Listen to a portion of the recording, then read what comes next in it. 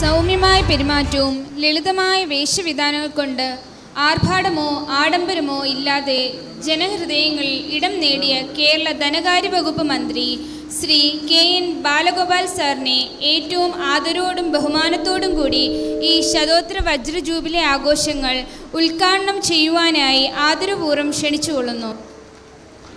വളരെ ആരാധ്യനായ അധ്യക്ഷൻ നമ്മുടെ പ്രിയപ്പെട്ട തിരുമേനി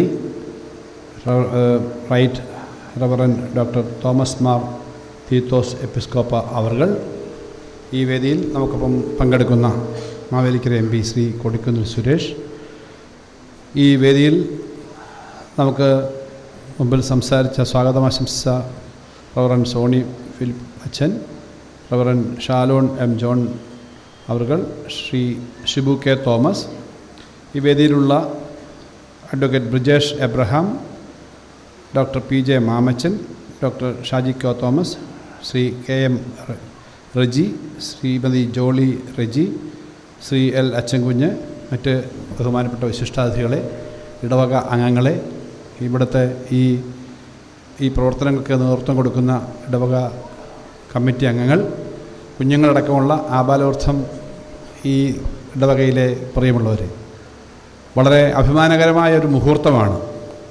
ഞാനിവിടെ ഇരിക്കുമ്പോൾ ആലോചിച്ചത്, ഇവിടെ നിന്ന് 160 വർഷത്തേക്ക് പുറകിലേക്കുള്ള ഒരു കണക്ഷനാണല്ലോ നമ്മളിപ്പോൾ നടത്തുന്നതെന്നാണ്. 160 വർഷം മുമ്പ് അന്ന് ആരംഭിച്ച ഒരു പ്രവർത്തനം, ദേവാലയം, ഇന്ന് ഈ തരത്തിലേക്ക് എത്തിയിരിക്കുന്നു എന്നുള്ളത് നമ്മുടെ നാടിൻ്റെ സാംസ്കാരികമായ പൈതൃകത്തിൻ്റെ, പൗരാണികമായ അനുഭവത്തിൻ്റെ ഒരു തുടർച്ചയാണ്. അതാണ് ഇത്തരം ദേവാലയങ്ങളിലെ ഇത്രയും ദീർഘമായ കാലയളവിനെ സംബന്ധിച്ച് നമ്മൾ അതിൻ്റെ 160ാം വാർഷിക ആഘോഷങ്ങൾ ആഘോഷിക്കുന്ന വേളയിൽ നമ്മുടെ മനസ്സിലേക്ക് വരുന്ന പ്രധാനപ്പെട്ട കാര്യം. ശതോത്തര വജ്ര ജൂബിലി എന്ന് പറയുന്ന ഈ വലിയ ആഘോഷം നടക്കുമ്പോൾ മർത്തോമയ സഭയെ സംബന്ധിച്ച് ആദ്യകാല നേതാക്കന്മാരേറെ ഉണ്ടായിരുന്ന, വിശ്വാസികളേറെ ഉണ്ടായിരുന്ന ഒരു ഇടവകയാണ് ഇവിടെ. അവർ നേതൃത്വം വഹിച്ചതാണ്. കേരളത്തിലാകെ ഈ പ്രവർത്തനങ്ങൾക്ക് നേതൃത്വം വഹിച്ച ആളുകൾ ഇവിടെ നിന്ന് ഉയർന്നു വന്നിട്ടുണ്ട്. വിവിധ മേഖലകളിൽ പ്രവർത്തിക്കുന്ന, ഇപ്പോഴും ഈ ഇടവകയിൽ നിന്ന് വിവിധ മേഖലയിൽ പ്രവർത്തിക്കുന്ന അച്ഛന്മാരുടെ എല്ലാം പേരുവിവരങ്ങളിലൂടെ പറയുകയുണ്ടായി. വിവിധ മേഖലകളിൽ വളരെ വ്യത്യസ്തമായ കാര്യങ്ങൾ ഏറ്റെടുക്കുന്നതാണ്. നമ്മുടെ കൊട്ടാരക്കരയിൽ തന്നെ അവിടുത്തെ നമ്മുടെ ജൂബിലി ഹാളിനോട് ചേർന്നിട്ടുള്ള വ്യത്യസ്തമായ ധാരാളം പ്രവർത്തനങ്ങളുണ്ട്. പലപ്പോഴും പലരും കടന്നു ചെല്ലാത്ത പല മേഖലകൾ, ആ മേഖലകളെ സംബന്ധിച്ച് ഇന്നിപ്പോൾ തിരുമേനി എന്നോട് പറയുകയുണ്ടായി. ട്രാൻസ്ജെൻഡർ വിഭാഗത്തിൻ്റെ ഒരു ഷെൽട്ടർ ഹൗസിനെ പറ്റി, പാലിയേറ്റീവ് പോലെയുള്ള മേഖലകളിൽ വളരെ വലിയ പ്രവർത്തനം നടത്തുന്നുണ്ട്. ഞാൻ കഴിഞ്ഞ ദിവസം ഞങ്ങൾ ഒരുമിച്ച് അവിടുത്തെ ഭക്ഷണം കഴിച്ചത് അവിടുത്തെ ആ ജൂബിലി ഹാളുമായി ചേർന്നിട്ടുള്ള അവിടെ പ്രവർത്തിക്കുന്ന വളരെ ബുദ്ധിമുട്ടുള്ള ആളുകളെ സംരക്ഷിക്കുന്ന സ്ഥലത്താണ്. അത് പലരും പാലിയേറ്റീവാണ്.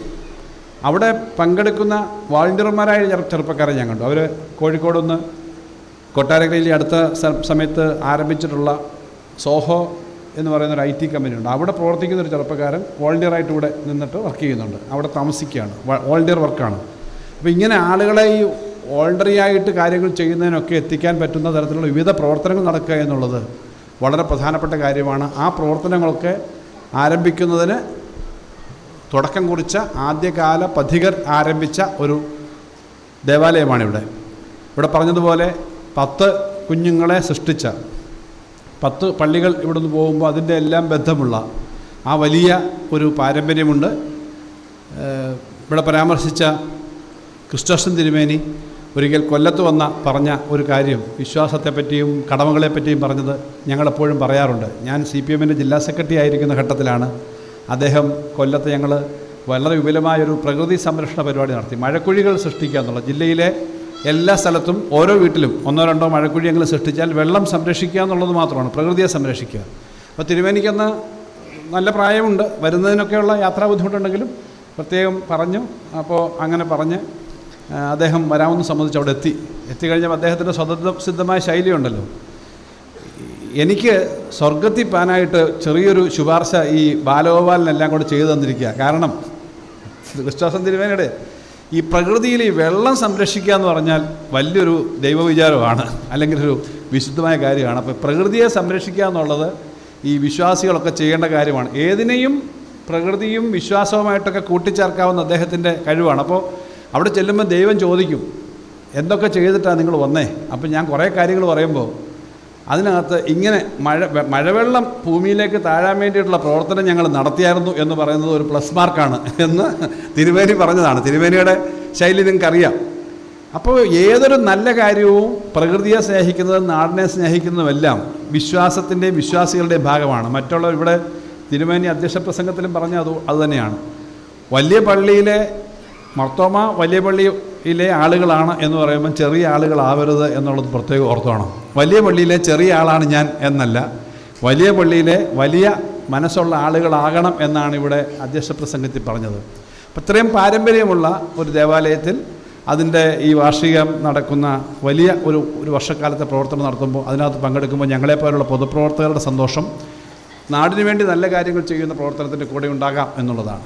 അതിന് എല്ലാ കാര്യത്തിലും ഇവിടെ സാധാരണ ഇത്തരം കാര്യങ്ങളിലെല്ലാം സഹകരിക്കുന്ന ആളുകളെന്ന നിലയിൽ ഞങ്ങളുടെ എല്ലാം ഭാഗത്ത് നിന്ന് ആ പ്രവർത്തനം ഉണ്ടാകും.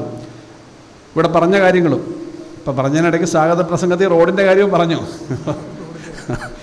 റോഡ് വളരെ പ്രധാനമാണ്. അത് പഞ്ചായത്തിൻ്റെ റോഡാണ്. പഞ്ചായത്ത് റോഡിന് ഗവൺമെൻറ്റിന് PWD പോലുള്ളത് നേരിട്ട് ചെയ്യാനായിട്ടുള്ള പരിമിതിയുണ്ട്. കാരണം ഇപ്പം ഞങ്ങൾക്കൊക്കെയുള്ള പരിമിതിയാണ്, ഇതിന് അങ്ങനെ പ്രശ്നമുണ്ട്. എങ്കിലും ഇത്രയും പാരമ്പര്യമുള്ള വളരെ പൗരാണികമായ ഒരു ദേവാലയത്തിലേക്കുള്ള റോഡിൻ്റെ കാര്യത്തിൽ തീർച്ചയായും ഇടപെടൽ ഉണ്ടാകുമെന്നുകൂടി ഞാൻ ഈ ഭാഗത്ത് ഇവിടെ ഇതിൻ്റെ ഭാഗമായിട്ട് പറയുന്നു.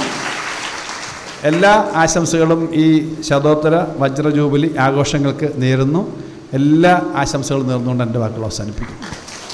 ഈ ആഘോഷം ഉദ്ഘാടനം ചെയ്യുക എന്നുള്ള ചുമതലയും ഏറ്റെടുത്ത് അതും ചെയ്തതായി അറിയിക്കും.